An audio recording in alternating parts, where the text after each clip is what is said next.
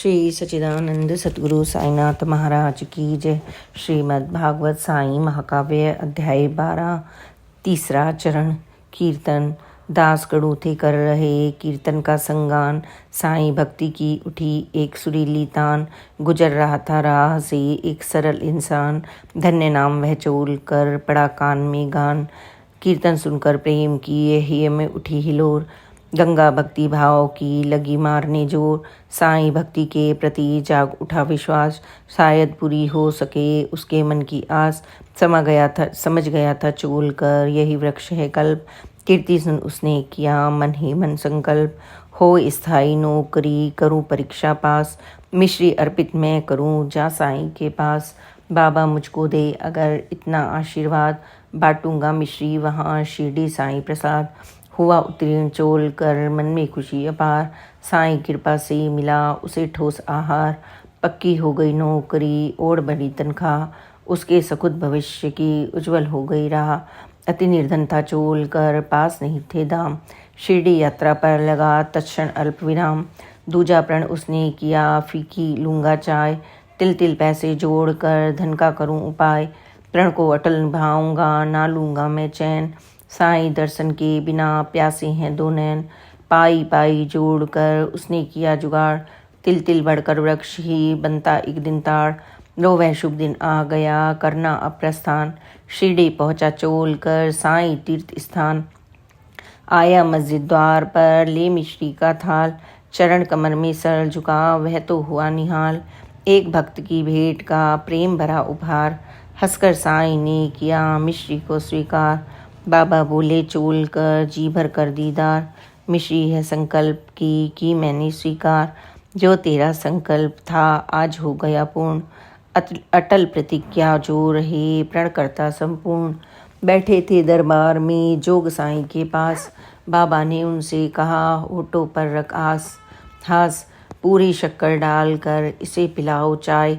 अटल निभाता जो वचन मन वांछित फल पाए। साईं की वाणी सुनी हुआ चोल कर दंग। देखा साईं नाथ का उसने अद्भुत ढंग। कैसे साईं नाथ ने जानी सारी बात। प्रण जो मैंने था किया कैसे उनको ज्ञात। देखा ना मुझको कभी फिर भी जाने नाम। और थाल संकल्प का लिया उन्होंने थाम। जो गुण है सर्वज्ञ के वे साईं के पास। जाने तीनों काल को कण कण उनका वास। सद्गुरु साईं नाथ है ईश्वर के अवतार। कंधों पर ढोते वही भक्त जनों का भार। भक्ति हो गई चौगुनी मुलाकात के बाद।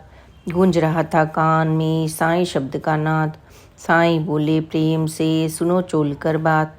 रक्षा अपने भक्त की करता मैं दिन रात। घर बाहर तुम हो कहीं चाहे देश विदेश। तेरी रक्षा मैं करूं रख कर ध्यान विशेष। जितनी गहरी आस्था जितना श्रद्धा भाव। उतना ही मुझ पर पड़े गहरा अमिट प्रभाव। मैं तुझ जैसे भक्त को देता हूँ बहुमान। नित्य तेरी भक्ति बड़े लगे ईश में ध्यान। भक्ति भाव की धार ही जब चढ़ती परवान।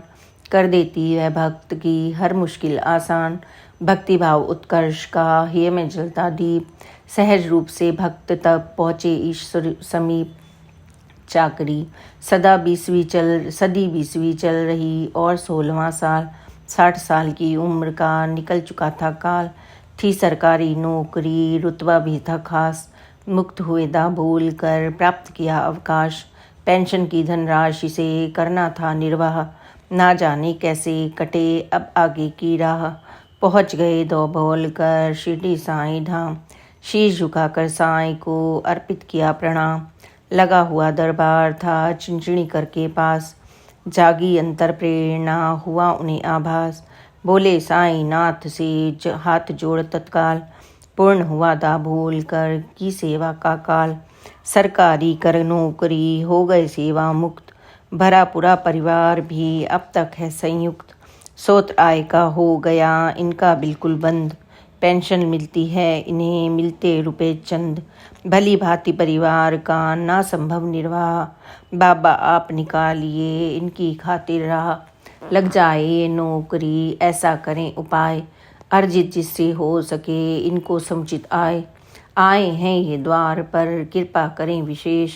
सुखपूर्वक ये जी सकें अपना जीवन शेष।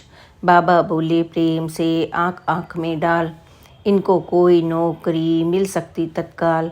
कार्य भाग्य में है लिखा नहीं लगेगी देर, आर्थिक संकट भी कभी इन्हें न सकता घेर। गैरों की अब नौकरी इनको नहीं अभिष्ट, अब तो सेवा चाकरी करवाएंगे इष्ट। मेरी सेवा ये करें अच्छा है ये काम, काम काम का काम है जीवन भर आराम। देख रहे दाबोल कर अजब भाग्य का खेल, मिल सकती है नौकरी तिल में अब भी तेल।